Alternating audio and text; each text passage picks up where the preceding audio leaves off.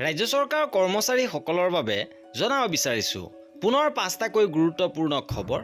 শেহতীয়াকৈ প্ৰকাশিত কেইবাটাও গুৰুত্বপূৰ্ণ খবৰ আপোনালোকৰ বাবে লৈ আহিছোঁ, য'ত নিয়মীয়া ঠিকাভিত্তিক কৰ্মচাৰীৰ সকলো খবৰ ইয়াত সন্নিৱিষ্ট কৰা হৈছে।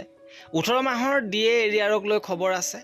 8ম দৰমহা আয়োগ, শিক্ষা সেতু, প্ৰাদেশিকৰণ, লগতে কলেজ শিক্ষক, ঠিকাভিত্তিক শিক্ষকসকলৰ গুৰুত্বপূৰ্ণ খবৰ আছে। সবিশেষ আপোনালোকক জনাব বিচাৰিছোঁ, ভিডিঅ'টো প্ৰথমৰ পৰা শেষলৈকে চাই থাকিব। জনাব বিচাৰিছোঁ প্ৰথমটো গুৰুত্বপূৰ্ণ খবৰ, মহাবিদ্যালয় হাহাকাৰ। ৰাজ্যৰ ঠিকাভিত্তিক কলেজ শিক্ষকক ছাঁটাইৰ নিৰ্দেশ। উচ্চ শিক্ষালৈ ভয়াৱহ সংকট নমাই অসম চৰকাৰৰ হঠকাৰী সিদ্ধান্ত। চাকৰি এৰিব লাগিব মহাবিদ্যালয়ৰ ঠিকাভিত্তিক কৰ্মচাৰীয়েও। 1.5 বছৰে স্থায়ী নিযুক্তি বন্ধ হৈ থকাত ঠিকাভিত্তিক শিক্ষকৰে চলি আছে কলেজসমূহ। আৰু সংকটৰ মাজতে ঠিকাভিত্তিক শিক্ষক কৰ্মচাৰীক ছাঁটাইৰ লগতে ঠিকাভিত্তিক নিযুক্তিও সম্পূৰ্ণৰূপে বন্ধ কৰিবলৈ নিৰ্দেশ দিয়া হৈছে। আৰু ইয়াকে লৈ ৰাজ্যজুৰি ব্যাপক প্ৰতিক্ৰিয়াৰ সৃষ্টি হৈছে। আৰু এই সন্দৰ্ভত সদৌ অসম ছাত্ৰ সন্থাই এখন পত্ৰ প্ৰেৰণ কৰিছে, য'ত উচ্চ শিক্ষা বিভাগৰ সিদ্ধান্ত হঠকাৰী, অদূৰদৰ্শী বুলি অভিহিত কৰিছে আৰু জাননী প্ৰত্যাহাৰৰ বাবে দাবী জনাইছে। ইপিনে সদৌ অসম অপ্ৰাদেশিকৃত শিক্ষক কৰ্মচাৰী সন্থাৰ ডাঙৰ সিদ্ধান্ত। সাধাৰণ সভাৰ আহ্বান কৰা হৈছে। সদৌ অসম অপ্ৰাদেশিকৃত শিক্ষক কৰ্মচাৰী সন্থাৰ সাধাৰণ সভা 30 এপ্ৰিল তাৰিখ বৃহস্পতিবাৰে এই সভাখনৰ আয়োজন কৰা হৈছে। পূব গুৱাহাটী আদৰ্শ হাইস্কুল খেলপথাৰ চানমাৰী আৰক্ষী চকীৰ সন্মুখত। PMS পৰ্টেলত পঞ্জীয়ন কৰা প্ৰতিখন শিক্ষানুষ্ঠানৰ পৰা 2জন প্ৰতিনিধি আৰু গুৰু দক্ষিণাত পঞ্জীয়ন কৰা কৰ্মৰত শিক্ষকসকলৰ উপস্থিতি আৰু সহযোগিতা ইয়াত কামনা কৰা হৈছে। ইপিনে ৰাজ্য চৰকাৰৰ নিয়মীয়া ঠিকাভিত্তিক কৰ্মচাৰীসকলৰ বাবে আন এটা সুখবৰ। আপোন বাহন আঁচনিখনৰ সন্দৰ্ভত আহিছে এই সুখবৰ।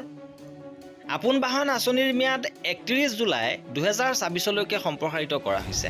এই আঁচনিৰ জৰিয়তে ৰাজ্য চৰকাৰৰ বৰ্তমান সকলো স্থায়ী কৰ্মচাৰীৰ লগতে APDCL, AEGCL, APGCL আৰু NHM অসম লগতে সৰ্বশিক্ষা অসমৰ কৰ্মচাৰীসকলে অতি সুলভ সুদৰ হাৰত বাহন ঋণ লাভ কৰিব। এই সুবিধা প্ৰদান কৰা বেংকসমূহ হৈছে SBI, PNB, আসাম গ্ৰামীণ বিকাশ বেংক, এক্সিছ বেংক লগতে ইউকো বেংক। এবাৰ জনাব বিচাৰিছোঁ শিক্ষকসকলৰ বাবে আন এটা গুৰুত্বপূৰ্ণ খবৰ। শিক্ষা সেতু সম্পৰ্কত এই গুৰুত্বপূৰ্ণ নিৰ্দেশ। শিক্ষকৰ উপস্থিতিক লৈ কঠোৰ শিক্ষা বিভাগ। ৰাজ্যৰ কেইবাখনো জিলাৰ শিক্ষকলৈ কঠোৰ নিৰ্দেশনা। পুৱা 9:10 পূৰ্বে শিক্ষা সেতু এপত দিব লাগিব উপস্থিতি আৰু ইয়াৰ পিছত গ্ৰহণ কৰা নহ'ব উপস্থিতি। 9:10 পাছত বিদ্যালয়লৈ আহিলে ধৰা হ'ব অনুপস্থিত। পলমকৈ শিক্ষক বিদ্যালয়লৈ অহাৰ অভিযোগ থকা জিলাসমূহলৈ সুকীয়া জাননী প্ৰেৰণ কৰা হৈছে। ইপিনে কৰ্মচাৰীসকলৰ 18 মাহৰ DA এৰিয়াৰক লৈ গুৰুত্বপূৰ্ণ খবৰ আহিছে।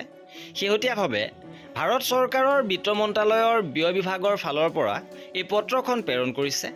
18 মাহৰ DA এৰিয়াৰ সন্দৰ্ভত পত্ৰখন প্ৰেৰণ কৰিছে শ্ৰী অজয়, সাধাৰণ সম্পাদক, কনফেডাৰেশ্যন অৱ ডিফেন্স ৰেকগনাইজড এছ'চিয়েশ্যনলৈ। উপৰোক্ত বিষয় সন্দৰ্ভত আপোনাৰ 10/2/2024 তাৰিখৰ আবেদনৰ প্ৰসংগত নিম্ন স্বাক্ষৰকাৰীক এই কথা জনাবলৈ নিৰ্দেশ দিয়া হৈছে যে COVID-19ৰ পৰিপ্ৰেক্ষিতত উদ্ভৱ হোৱা অৰ্থনৈতিক মন্দাৱস্থাৰ বাবে চৰকাৰী বিত্তীয় ব্যৱস্থাৰ ওপৰত হেঁচা হ্ৰাস কৰিবলৈ 1/1/2020, 1/7/2020 আৰু 1/1/2021 তাৰিখৰ প্ৰাপ্য কেন্দ্ৰীয় চৰকাৰৰ কৰ্মচাৰী পেঞ্চনাৰসকলৰ 3টা কিস্তিৰ DA দিয়াৰ স্থগিত ৰখাৰ সিদ্ধান্ত লোৱা হৈছিল। যিহেতু 2020 চনত মহামাৰীৰ বিৰূপ প্ৰভাৱ পৰিছিল আৰু চৰকাৰে গ্ৰহণ কৰা কল্যাণমূলক ব্যৱস্থাসমূহৰ বাবে হোৱা বিত্তীয় ব্যয় 2021-22 বিত্তীয় বৰ্ষৰ পিছতো অব্যাহত আছিল, সেয়েহে DA দিয়াৰৰ বকেয়া ধন আদায় দিয়াটো সম্ভৱপৰ বুলি গণ্য কৰা হোৱা নাই। অৰ্থাৎ 18 মাহৰ DA দিয়াৰৰ এৰিয়াৰ আপোনালোকে লাভ নকৰিব। এয়াই আছিল আমাৰ আজিৰ ভিডিঅ'টোত। কৰ্মচাৰীসকলৰ সকলো খবৰ পাই থাকিবৰ বাবে আমাৰ চেনেলটো ছাবস্ক্ৰাইব কৰি ৰাখিব। ভিডিঅ'টো শেষৰলৈকে চোৱাৰ বাবে বহুত ধন্যবাদ।